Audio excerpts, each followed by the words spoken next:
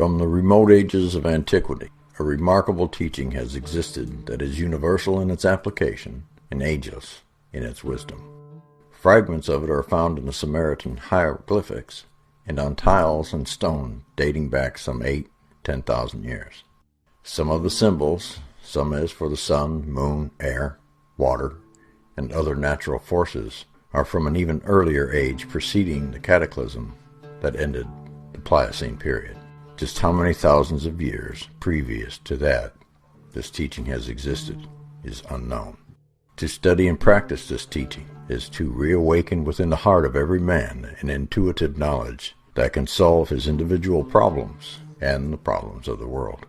Traces of this teaching have appeared in almost every religion. Its fundamental principles were taught in ancient Persia and Egypt, India, Tibet and China, Palestine and Greece, and many other countries.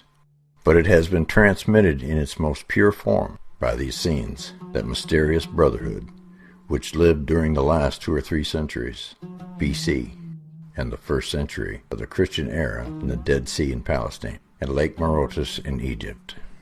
It's in Palestine and Syria the members of the brotherhood were known as the Essenes, and in Egypt, Therapeutai, or healers.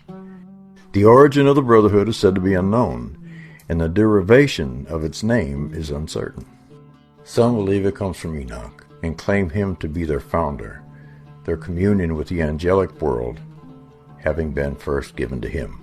But whatever their origin, it is certain the Essenes existed for a very long time as a brotherhood, perhaps under other names in other lands. The teaching appears in the teachings of the Zoroaster, who translated it into a way of life that was followed for thousands of years. It contains the fundamental concepts of Brahmanism.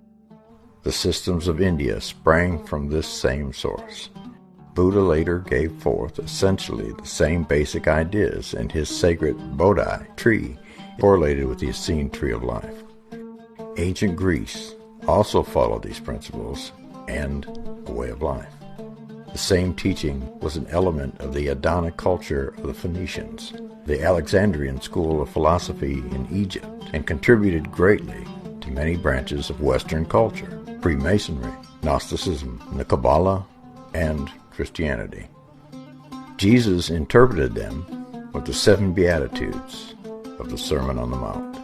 The Essenes lived on the shores of the lakes and rivers away from cities and towns and practiced a communal way of life, sharing equally in everything. They were mainly agriculturists and arboriculturists, having a vast knowledge of crops, soil, and climate conditions, which enabled them to grow a great variety of fruits, vegetables, and in comparatively desert areas with a minimum amount of labor.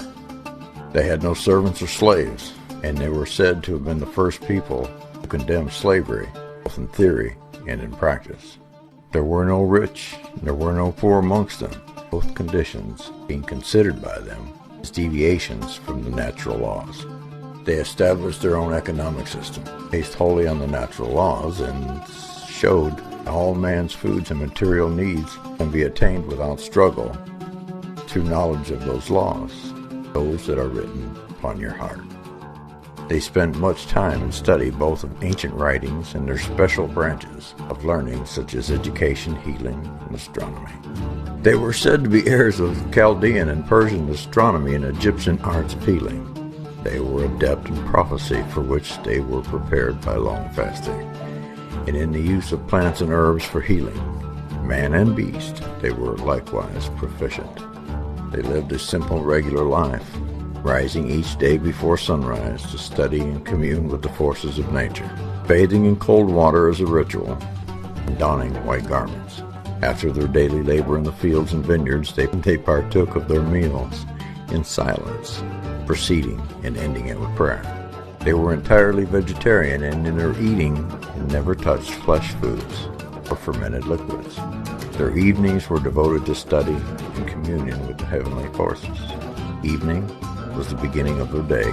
Their Sabbath or holy day began on Friday evening, the first day of their week. This day was given to study, discussion, and entertaining of visitors and playing certain musical instruments.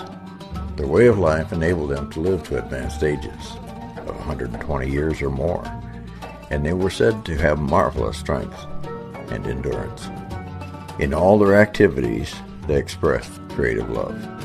He sent out healers and teachers from the brotherhoods, amongst whom were Elijah, John the Baptist, John the Beloved, and the great Essene Master, Jesus.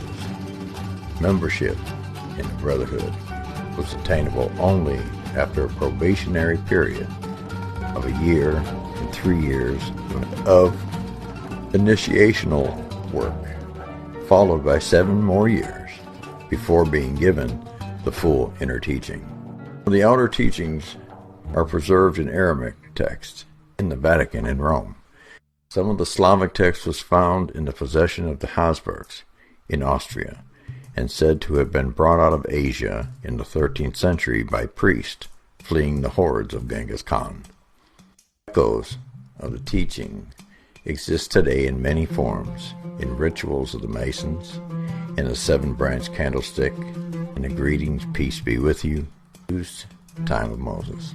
From its antiquity, its persistence through the ages, it is evident the teachings could not have been the concept of any individual or any people, but it is the interpretation by a succession of great teachers of the law of the universe, the basic law, eternal and unchanging as the stars are in their course, same now as 2 or 10,000 years ago, and as applicable today as then. Teaching explains the law and shows how man's deviations from it are the cause of all his troubles, and gives the method by which he can find his way out of his dilemma. The Essene Teachings, Gospel of Peace. Qualidades e significados de Deus absoluto, o único Deus, a causa original, o todo. Personagens fantásticos. As formas dos personagens e a ação vital que representavam indicavam as sabedorias do olho de ouro. A força de Deus, o conhecimento e o poder que este produz, produzindo na mente a verdadeira luz, a energia vital luminosa. Uma luz invisível que torna possível a inteligência e a compreensão da realidade. Alegrem-se vocês, justos dentre os anjos. Na santa morada, entoai-lhe hinos. Anunciai o som de um alarido, em eterno júbilo, para estabelecer a trombeta do seu Messias, para tornar conhecida sua força em poder. Quem é igual a ti, ó Senhor, dentre os deuses? Elim.